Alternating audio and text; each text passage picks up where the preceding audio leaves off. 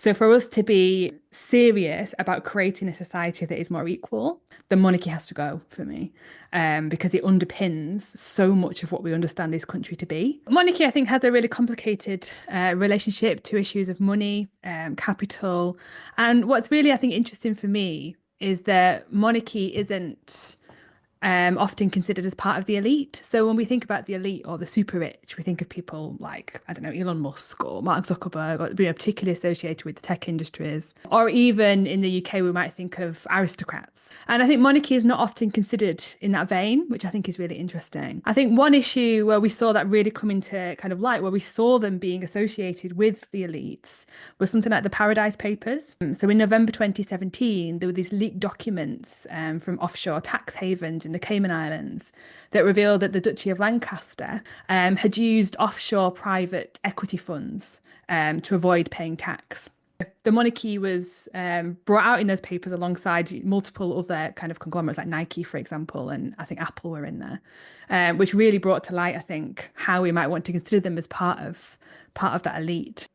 I think one reason we don't necessarily think a lot about money and capital is because of how obscured their issues around money are, and how difficult it is to kind of find out anything, at least anything solid. And Republic have tried many, many times to work this out. One reason is that we don't. There's a difference between what the royals privately own as individuals versus what the crown as an institution owns, and those lines are very blurred and very difficult to pick apart, which makes it difficult to calculate how much the monarchy is worth. And you see figures varying wildly from millions to billions in terms of what people say they're worth. And that's, one way that they can kind of exploit that, in that we literally don't know. And it's very, even, people who've been doing this for years, it's very, very hard to work it out. So I think the monarchy has obviously always been very powerful. And I think that form of power has changed over time, as is necessary. So if we think hundreds of years ago, you would literally be beheaded if you dared say anything negative about the monarch. And of course, that isn't the case anymore. But we can see how, as times have changed, so has the kind of forms of power that they might reproduce. And so has kind of their approach to protecting themselves as an institution. So I think what we're seeing now is something more akin to like soft power. So things like national identity, that you won't see many polls from the UK or from England in particular that don't suggest, when people asked, what do you associate with England? People will always say the monarchy. It'll always be up there, even if it's not necessarily first anymore. And I think that kind of association with community and what we are and what we might want to be and all of that is really, really powerful. In terms of suggesting the monarchy is part of the status quo, and is kind of untouchable in a way, because the suggestion is to remove the monarchy is to remove something of what Britain is, which is really problematic and constructed in the media, constructed by themselves, constructed over time. It's something that could very easily be picked apart. But I think that's why it becomes such a touchy subject for so many people, because it's not just about them, it's about us, and that association that's been created. I think over time they've also moved towards making themselves appear productive in a particular way. So things like the accounts that they do around the amount of engagements that roles have done is a way of making them appear as though they're giving something back, they're doing something, they are productive members of society. And again, that's really powerful, particularly where we find ourselves now in this kind of neoliberal, like capitalist society, where that idea of being productive and doing something productive is increasingly important. I think other ways, maybe slightly more subtle. So something like the honours system, I think, is really interesting in terms of this entrenchment of power. So what the honours system does is, it first of all recreates a sense of national identity. So they are appointing the most important people in society, and you have to be important, you must be associated with them through this system, which is really powerful. What it also does is it gives them access to this network of really important, influential individuals who, by proxy of having OBE, MB in their name, are in a way associating themselves with the monarchy and with what that means. And I think that's really ideologically important in terms of their reproduction, but it's also materially important in that they have these connections to what are seen as to be the most important people within society that they can kind of tap into at any point that they might want to. And I think that's a really important space where we see that. It's been there for a long time, the honour system, but we can see how that might kind of shift and change and be really important. to what they do. So I think when I think about monarchy and power, I've kind of said at the beginning that power has changed. And it has, and it has to. It has to reflect the society we're in. They couldn't possibly go around beheading people like they used to. But I think what we need to know is that they're kind of always changing in order to stay the same. So they're changing their kind of form of power and their form of how they enact power in order to keep themselves in a privileged position and in order to continue existing in the way they are. So we might see this kind of permutation of change and of them shifting and moving with the times and all the things you see in the newspapers reporting. But actually, that's in service of ensuring that they survive and ensuring they survive in the state they are in, which is obviously extremely privileged, extremely wealthy, and extremely powerful. So I've written two books about the monarchy, Running the Family Firm, which was published in 2021, and What is the Monarchy For, which is going to be published in 2025. I started off being really interested in issues around social class and power and inequality. So my first book was actually part of my PhD, which was about the monarchy and power in the media. And I really, I came to those questions as someone who was doing a degree in media and cultural studies, sociology, those kinds of subjects, gender studies. I did my MA in. And thinking about at the time, so this was about 10 years ago, a little bit more. There really wasn't a lot of writing, particularly academic writing on the monarchy, and particularly sociological writing on the monarchy. There was lots of history and lots of really great history work on the monarchy.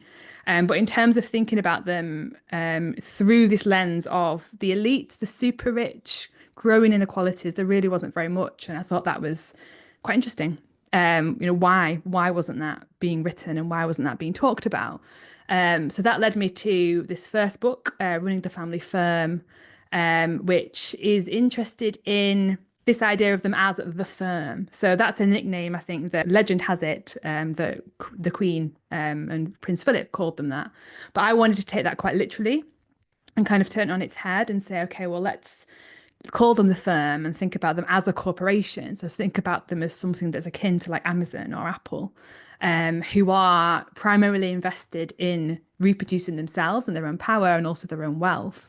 And if we think about them literally as a corporation, what does that do to how we can understand the monarchy as an institution? So I've got a chapter that looks at like who works for them, the people doing that kind of labor in the background. What does that mean? What is the function of that? The kind of connections that the people who work in their press offices, for example, might have, or the people that work in their kind of senior management, I guess, offices or CEOs, as we might call them if they're a corporation. Where have they come from? What have they done? Actually, I found that a lot of them have come from other media sources. So a lot of their PR people have worked for Sky or BBC. So what does that tell us about, the kinds of expertise that is coming in? What we know from that is their media appearance is not accidental, it's strategic, and there are the connections within the industries, which we might feel like we know, but it's interesting to have that kind of spelled out in seeing who works for them. And then in the rest of the chapters, I look through a set of different royal figures. So I look at the Queen, then Prince Charles, Prince Harry, Kate Middleton, and Meghan Markle, and think about them in terms of kind of what those individuals are doing for the institution. So I've got a chapter thinking about the Queen and issues of national identity, particularly an English national identity. So I look at that in relation to kind of Scotland. Her nickname sometimes is the Queen of Scots, and what does that mean in terms of national identity in England and Scotland and the UK and all of those debates that we see arising again recently, particularly with Brexit. There's a chapter that looks at land ownership through Poundbury. I went to Poundbury and did kind of case study of it and thought about issues kind of the rural, these kind of very conservative kind of landscapes. There's a chapter on Prince Harry and masculinities and thinking about his charity work, particularly with Invictus, and his kind of presentation of a particular kind of very kind of affable masculinity. There's one about Kate Middleton that thinks about the role of women within the monarchy. So women as forces of literal reproduction, literally reproducing the next generation, and what does that mean? And then there's a chapter about Meghan Markle and questions about racialization and diversity. And most of that was written when she was still in the monarchy. Or at the beginning of when Harry and Meghan left. So thinking about how that shifted. My second book, What is the Monarchy For, it's not so much an academic book, which the first one was. It's slightly more of an accessible book. It's a bit shorter, and it looks at these broader questions of social justice. So what does it mean to consider the monarchy in terms that we might consider, the feminist movement is about thinking about gender justice, or the Black Lives Matter movement is about thinking about racial justice. What does it mean to think about the monarchy as an anti-monarchism as a form of social justice? So there's three parts to that. I look at kind of what I've called real power in quotation marks. We're thinking about the kind of their constitutional power, their governance, their connection to religion. I look at soft power, which thinks about national identity and celebrity and philanthropy, and then hidden power, which is about colonialism, gender, and land ownership. One interesting thing about the title is we all know what the monarchy is. And everyone could tell us something. Everyone can recognise Buckingham Palace on sight, I'm sure, or tell us about which role they do or don't like. But how many of us can say, what is it for and what does it do? And that's what that book tries to get at. Okay, I think we should abolish the monarchy as part of a social justice movement. So when I started doing this work, I'll be honest, I was quite neutral, didn't know a lot about the monarchy, went into it wanting to think about gender and representation. The more I learned, the more I realised how incredibly problematic this institution is and how it underpins so much of what someone who is interested in social justice might be concerned with. So the monarchy is an issue around histories of colonialism. It's about histories of and present time of gender inequality. It's about histories of racism. It's about histories of patriarchy. It's about history of class inequality. It's about all of these things. It's not just about one thing. So for us to be serious about creating a society that is more equal, that is more reflective of the population, the monarchy has to go for me, because it underpins so much of what we understand this country to be, and so much of what is unequal in this country. They kind of uphold a whole system. So for us to be serious about any of those movements, abolishing the monarchy has to be one of those steps.